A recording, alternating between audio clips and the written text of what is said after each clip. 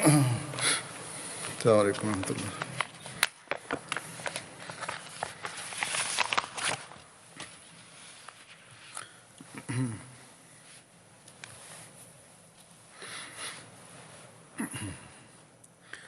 أشهد أن لا إله إلا الله وحده لا شريك له وأشهد أن محمدا عبده ورسوله أما بعد فأعوذ بالله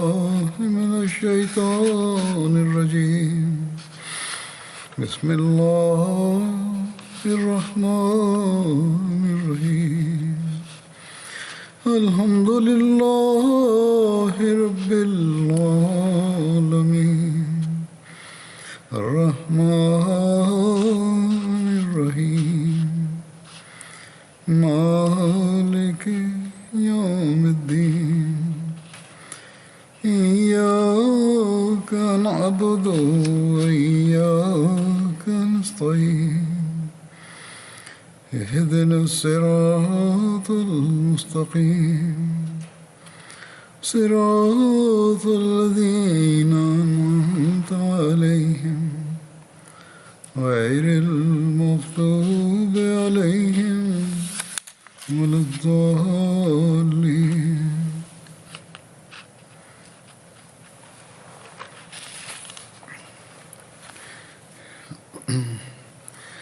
آج صبح ہم نے عید بھی پڑھی ہے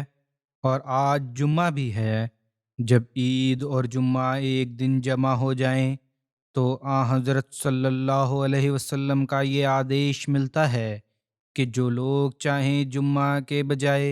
ظہر کی نماز ادا کر لیں، اس کی آگیا ہے۔ پرنتو ساتھ ہی یہ بھی ملتا ہے ایک اصل افسر پر آپ نے یہ بھی فرمایا کہ ہم تو جمعہ پڑھیں گے۔ آپ نے جمعہ پڑھا تھا، اس لیے میں نے امیر صاحب کو اس کی روشنی میں یہی کہا تھا کہ جو ظہر کی نماز پڑھنا چاہیں نسندے ظہر کی نماز باجماعت پڑھ لیں اور جمعہ نہ پڑھیں۔ ویسے بھی آج کل کے حالات میں زیادہ لوگ جمع تو ہو نہیں سکتے، مسجد میں گھروں میں ہیں، اور گھروں میں یدی فارغ ہیں تو پھر جمعہ جس طرح پہلے پڑھتے تھے اسی طرح اب بھی پڑھ لیں، اور جن کی ویستتا ہے وہ ظہر کی نماز بھی پڑھ سکتے ہیں۔ لیکن ہم یہاں حضرت صلی اللہ علیہ وسلم کے عمل کی انسرن میں آج جمعہ پڑھ رہے ہیں۔ حضرت مسلم موعود کے زمانہ میں اسی طرح ایک دفعہ عید الاضحیٰ بھی آئی اور جمعہ بھی، تو بھن لوگوں نے اپنے ترک پرستت کیے کہ ظہر کی نماز پڑھنی چاہیے، جمعہ نہیں ہونا چاہیے۔ آپ نے اس کے اتر میں بڑا اچھا اتر دیا۔ آپ نے کہ جو لوگ ظہر کی نماز پڑھنے پر زور دیتے رہے تھے ان کو کہ ہم فرماتے ہیں کہ ہمارا رب کیسا کرپالو ہے کہ اس نے ہمیں 2 عیدیں دی ہیں، اب جس کی 2 چپڑی ہوئی چپاتیاں ملیں، گھی لگا ہوا 2 روٹیاں ملیں اور ایک کو کیوں رد کریں گا، وہ دونوں لے لے گا، اترکت اس کے کہ اسے کوئی وشیش مجبوری پیش آ جائے۔ اور اسی لیے رسول کریم صلی اللہ علیہ وسلم نے آگیا دی ہے کہ یدی کوئی مجبور ہو کر ظہر کی نماز پڑھ لے، جمعہ نہ پڑھے تو دوسرے کو نہیں چاہیے کہ اس پر طعنے کسے۔ اور کچھ لوگ ایسے ہیں جنہیں دونوں نمازیں ادا کرنے کی توفیق ہو، ارتھات نماز عید بھی اور نماز جمعہ بھی، تو دوسرے کو نہیں چاہیے کہ ان پر آروپ لگائے اور کہے کہ انہوں نے چھٹی سے لابھ نہیں اٹھایا۔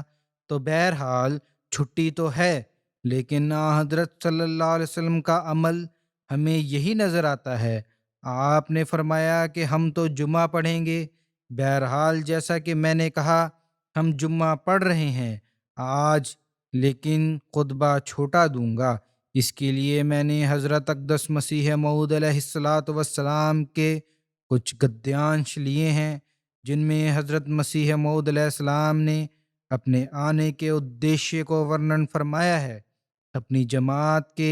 حضرت صلی اللہ علیہ وسلم کو خاتم النبیین ماننے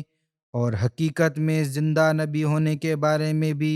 بڑا پرمعروف آدیش دیا ہے، اور آپ صلی اللہ علیہ وسلم کے استھان اور مرتبہ کو بھی ورنن فرمایا ہے۔ ہمارے ورودھی ہم پر آروپ لگاتے ہیں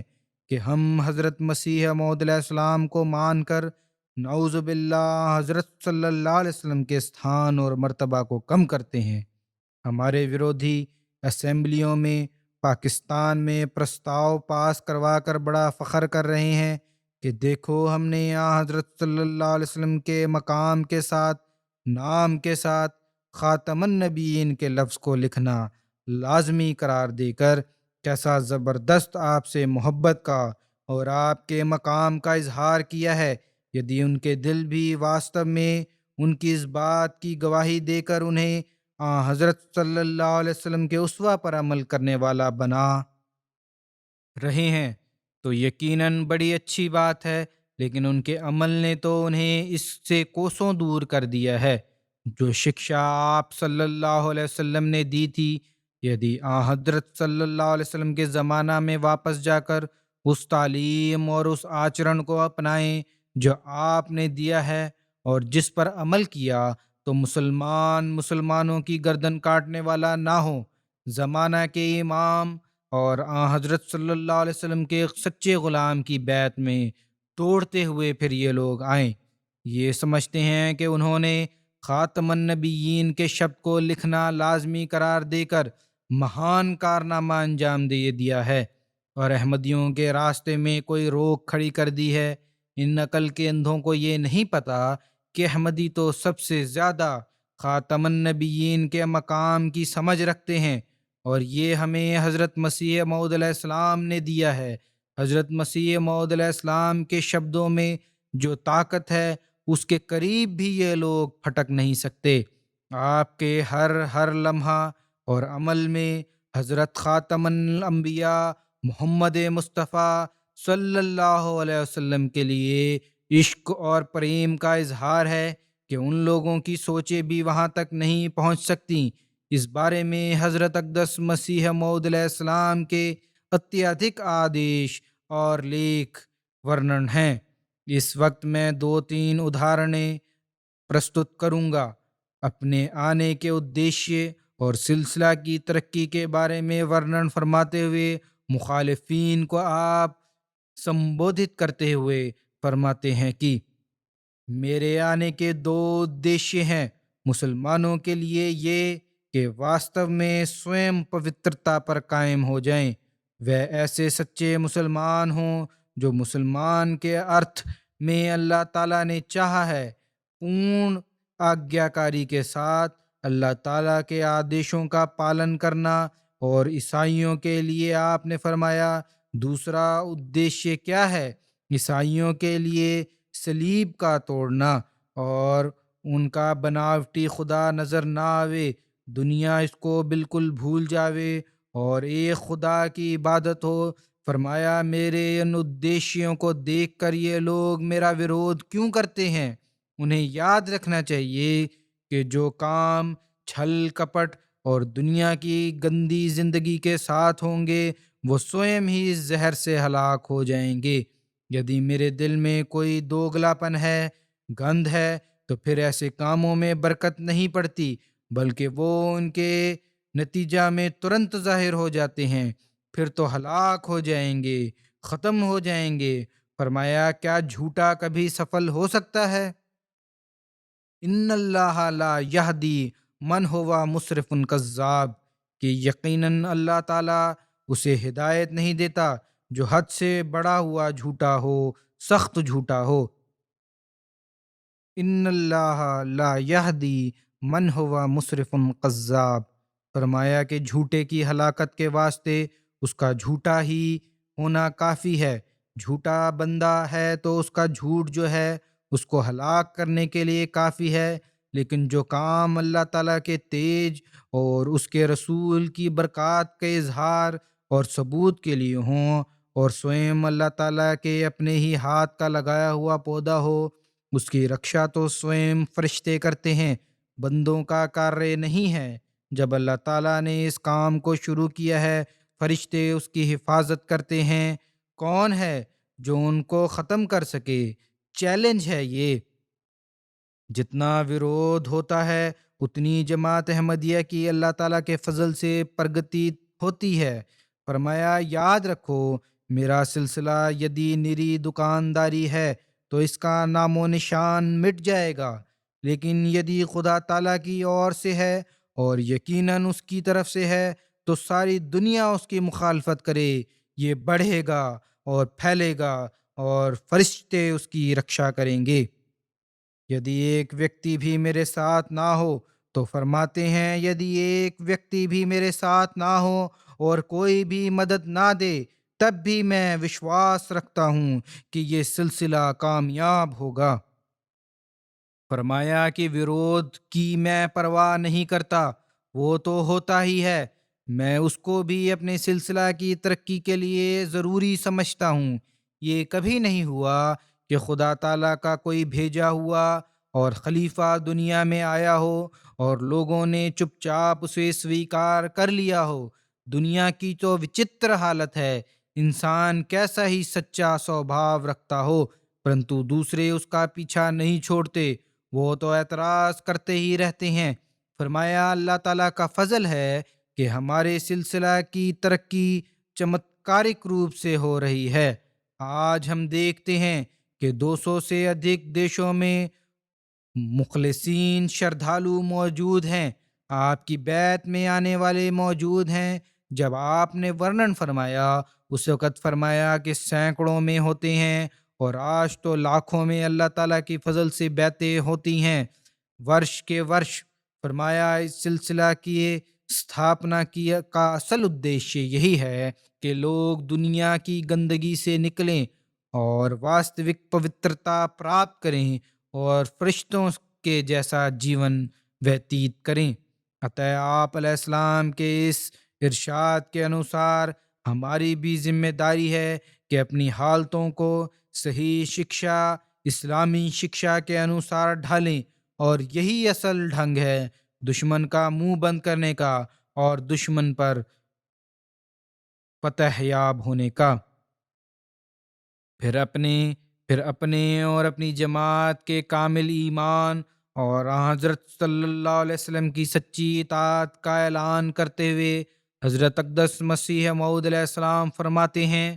میں سچ سچ کہتا ہوں اور خدا کی قسم کھا کر کہتا ہوں کہ میں اور میری جماعت مسلمان ہے، اور وہ حضرت صلی اللہ علیہ وسلم اور قرآن کریم پر اسی طرح ایمان لاتی ہے جس طرح پر ایک سچے مسلمان کو لانا چاہیے۔ میں ایک ذرہ بھی اسلام سے باہر قدم رکھنا ہلاکت کا کارن وشواس کرتا ہوں، اور میرا یہی دھرم ہے کہ جس قدر فیوز اور برکات کوئی ویکتی پراپت کر سکتا ہے اور جتنا خدا کا پریم پا سکتا ہے وہ کیول اور کیول حضرت صلی اللہ علیہ وسلم کی سچی اطاعت اور کامل محبت سے پا سکتا ہے، انیتھا نہیں۔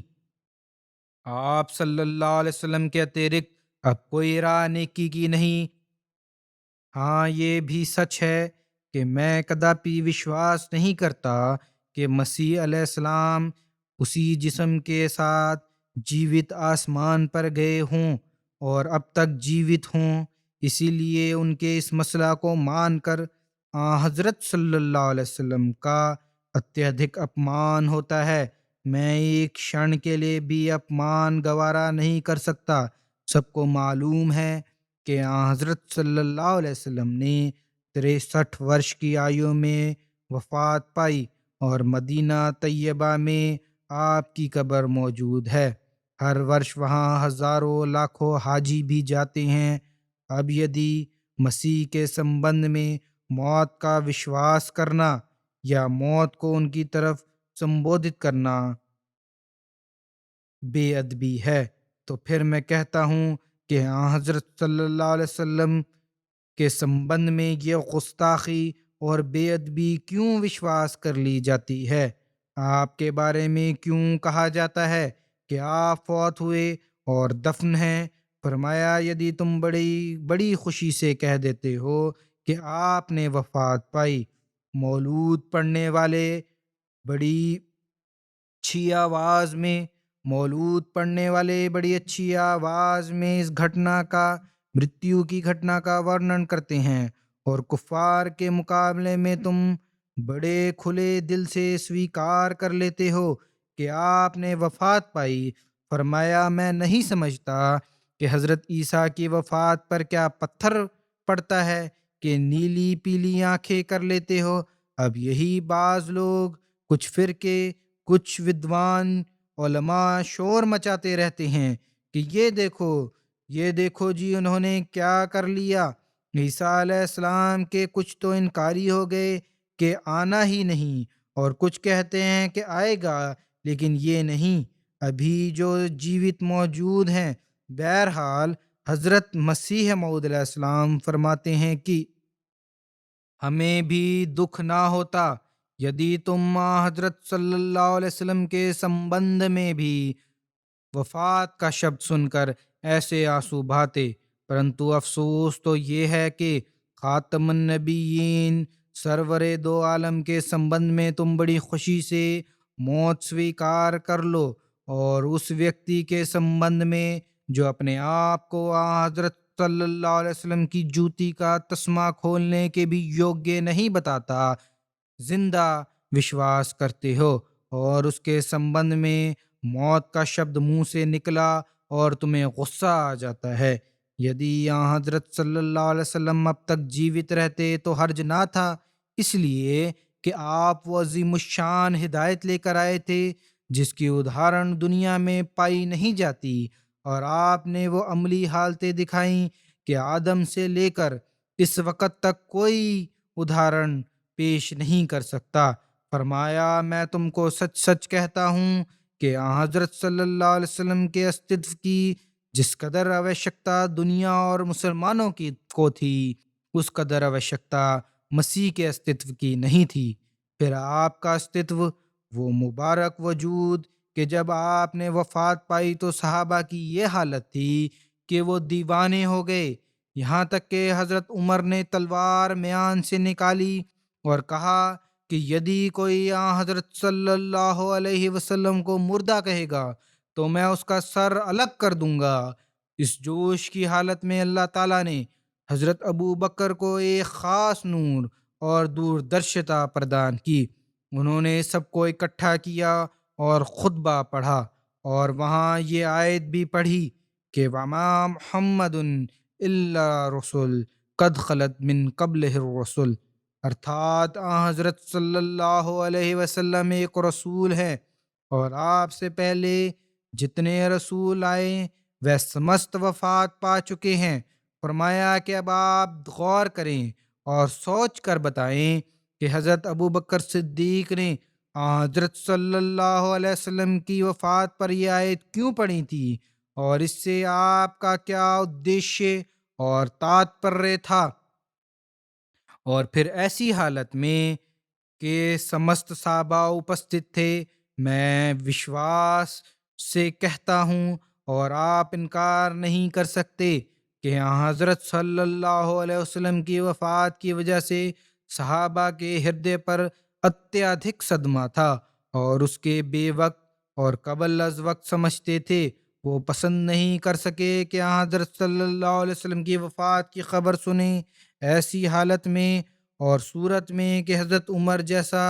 جلیل القدر صحابی اس جوش کی اوستھا میں ہو، ان کا غصہ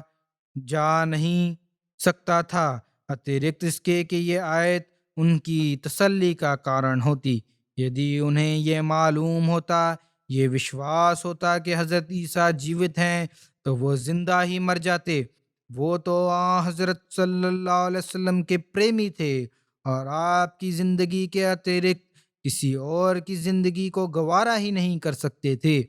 پھر کیوں کر اپنی آنکھوں کے سامنے آپ کی مرتیو یافتہ دیکھتے اور مسیح کو جیوت وشواس کر لیتے۔ ارتھات جب حضرت ابو بکر نے خطبہ پڑھا تو ان کا جوش ختم ہو گیا۔ اس وقت صحابہ مدینہ کی گلیوں میں یہ آیت پڑھتے پھرتے تھے اور سمجھتے تھے کہ گویا یہ آیت آج ہی اتری ہے۔ اس وقت حسان بن ثابت نے ایک کویتا لکھی جس میں انہوں نے کہا: کنت السوداء لناظری فعمی علی الناظر من شاء بعدک فلیمت علیک کنت حاضر۔ چونکہ اوپر کی آیت نے بتا دیا تھا کہ سب مر گئے، اس لیے حسان نے بھی کہہ دیا کہ اب کسی کی مرتیو کی پرواہ نہیں۔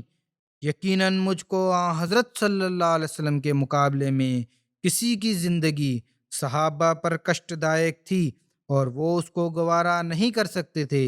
اسی طرح پر حضرت صلی اللہ علیہ وسلم کی وفات پر یہ پہلی سرو سمتی تھی جو سنسار میں ہوئی، اور اس حضرت مسیح کی وفات کا بھی پورنتا نرنے ہو چکا تھا۔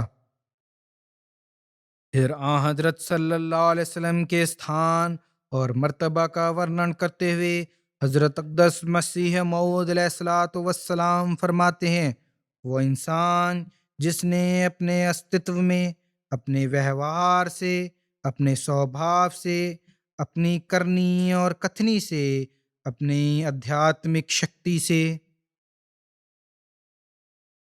چرموتکش کی ادھارنوں سے، گیان اور کرم کی سچائی سے اور اپنی دور درشتا سے مریادا سرووچتم مریادا پرشوتم کہلایا۔ کوئی پہلو باہر نہیں رہا۔ گیان کی درشٹی سے، ویوہارک درشٹی سے اور سچائی کے معیاروں کا بھی اچ آدرشوں سے اور درڑھتا سے اور ادھیاتم گیان سے اور وہ آدرش تھا تو انسان ایک کامل کہلایا، ارتھات سرووچتم مریادا پرشوتم کہلایا۔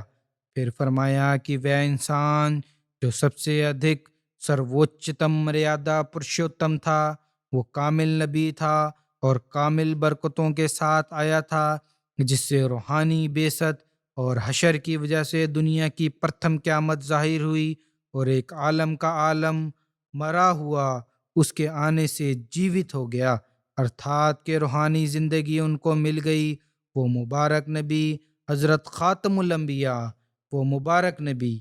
ایک عالم کا عالم مرا ہوا اس کے آنے سے جیوت ہو گیا۔ وہ مبارک نبی حضرت خاتم الانبیاء، امام الاصفیاء، ختم المرسلین، فخر النبیین، جناب محمد مصطفیٰ صلی اللہ علیہ وسلم ہیں۔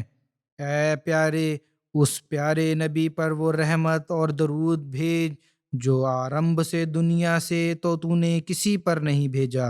یدی یہ عظیم الشان نبی دنیا میں نہ آتا تو پھر جس قدر چھوٹے چھوٹے نبی دنیا میں آئے، جیسا کہ یونس اور ایوب اور مسیح بن مریم اور ملاکی اور یحییٰ اور زکریا اتیادی، ان کی سچائی پر ہمارے پاس کوئی بھی ترک نہیں تھا۔ یدی سمست اوتار اور خدا کے پیارے تھے، یہ اس نبی کا احسان ہے، یہ لوگ بھی دنیا میں سچے سمجھے گئے۔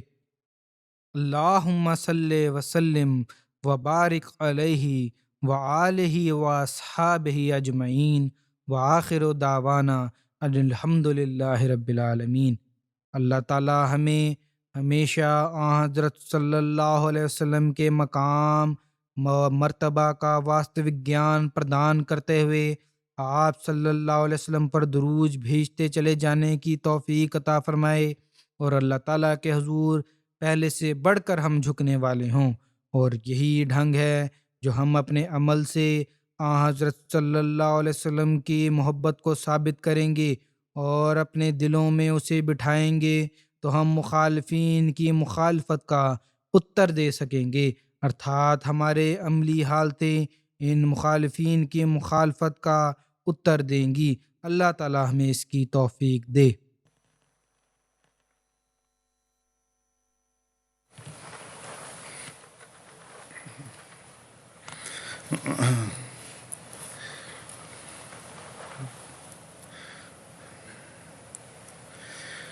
الحمد للہ